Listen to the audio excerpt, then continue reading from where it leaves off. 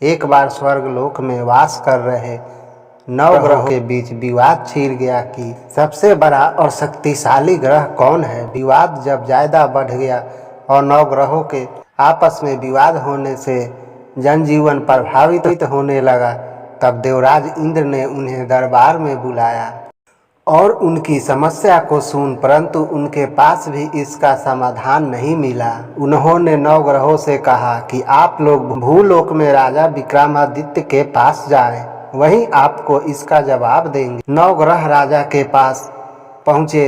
उन्होंने सवाल किया कि कौन सा ग्रह सबसे बड़ा और बलवान है। विक्रमादित्य पहले तो थोड़ा घबराए, फिर उन्होंने सोचा कि अगर वह कोई भी जवाब देते हैं तो ये आपस में ही बैर कर बैठेंगे। इसलिए उन्होंने अपनी सूझबूझ से एक उपाय निकाला। उन्होंने प्रत्येक ग्रह के लिए सोने, चांदी और लोहे के सिंहासन बनवाए और कहा कि जिसकी जो भी आसन है धारण करे। जिसका सिंहासन सबसे पहले है सोने का है वह सबसे बड़ा, जिसका सबसे पीछे है वह सबसे छोटा।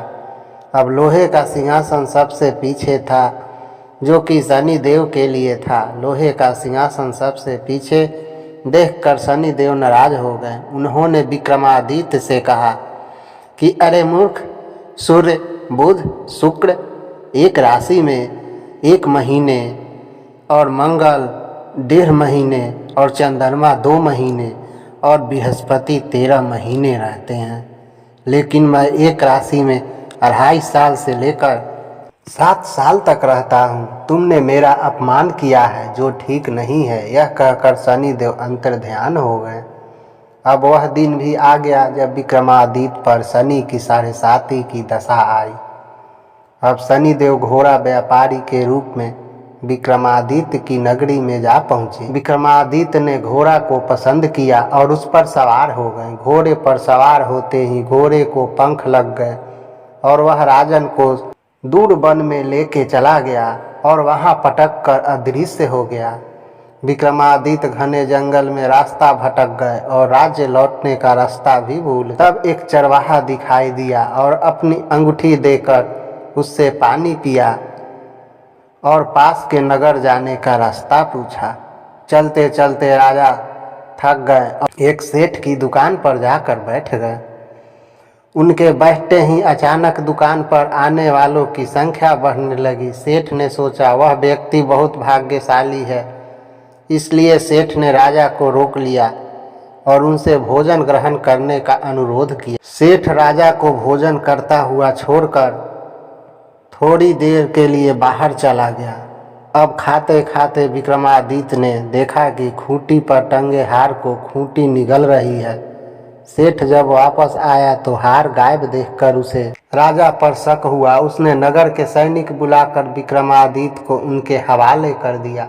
नगर के राजा ने विक्रमादित्य के हाथ पैर कटवाने का आदेश दे दिया। अब राजा की हालत बहुत बुरी हो गई। इतने में एक तेली उधर से गुजरा और उसे विक्रमादित्य पर हम आ गया।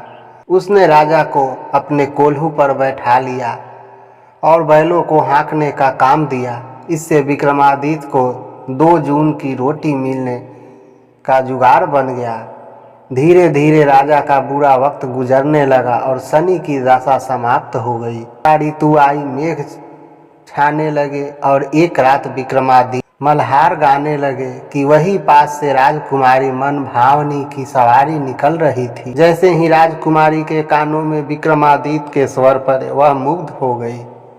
उसने दासी को भेजा तो पता चला कि विक्रमादित्य अपंग हैं, लेकिन राजकुमारी ने विक्रमादित्य से विवाह करने की ठान ली और आखिरकार विक्रमादित्य और मन भावनी का विवाह संपन्न हो गए। विवाह के बाद राजा विक्रमादित्य और राजकुमारी तेली के घर में रहने लगे। उसी रात स्वप्न में शनिदेव राजा को दिखाई दिए और उन्होंने कहा कि राजा, तुमने मेरा प्रकोप देख लिया। मैंने तुम्हें अपने अपमान का दंड दिया है। विक्रमादित्य को सारी बातें याद आ गई और उन्होंने शनिदेव से क्षमा मांगी और कहा कि शनिदेव, मुझे आपकी शक्तियों का अच्छे से ज्ञान हो गया है और आपसे विनती है कि जैसे मेरे साथ किया है वैसे किसी के साथ मत कीजिएगा। तब शनिदेव ने कहा कि ठीक है, मैं तुम्हारी प्रार्थना स्वीकार करता हूँ। आज के बाद जो भी मेरे लिए व्रत रखेगा और उसकी सभी मनोकामना पूर्ण हो जाएगी। इतना कहकर शनिदेव अदृश्य हो गए। जब राजा सुबह उठे तो उनके हाथ पैर ठीक हो गए और यह देखकर राजकुमारी को खुशी का ठिकाना नहीं रहा। तब विक्रमादित्य ने मन भावनी को पूरी आप बीती सुनाई। इसके बाद राजा ने अपने राज लौटने की इच्छा जताई। इधर सेठ को जब इस बात का पता चला तो वह दौड़ता चला आया और राजा से माफ़ी मांगने लगा। राजा विक्रमादित्य ने उसे क्षमा कर दिया, क्योंकि वह जानते थे कि यह सब शनिदेव की प्रकोप की वजह से हुआ है। अब सेठ ने राजा को दोबारा भोजन का निमंत्रण दिया। यहाँ भी सबके सामने चमत्कार हुआ। जो हार खूंटी ने पहले निगल लिया था, वह उस हार को वापस उगल रही थी। सबने शनिदेव की इस माया को देखकर नमन किया। नगर सेठ ने भी अपनी कन्या का विवाह राजा के साथ कर दिया। अब विक्रमादित्य अपनी 2 पत्नियों के साथ अपने राज वापस लौटे तो नगरवासियों ने हर्ष के साथ उनका स्वागत किया। अगले दिन राजा विक्रमादित्य ने नगर में घोषणा करवाई कि शनिदेव 9 ग्रहों में से सबसे शक्तिशाली हैं। प्रत्येक महिला और पुरुष को शनिवार के दिन शनिदेव की पूजा करनी चाहिए और व्रत कथा का श्रवण करना चाहिए। दोस्तों, अगर कहानी अच्छी लगी तो प्लीज़ वीडियो को लाइक, चैनल को सब्सक्राइब करें। धन्यवाद।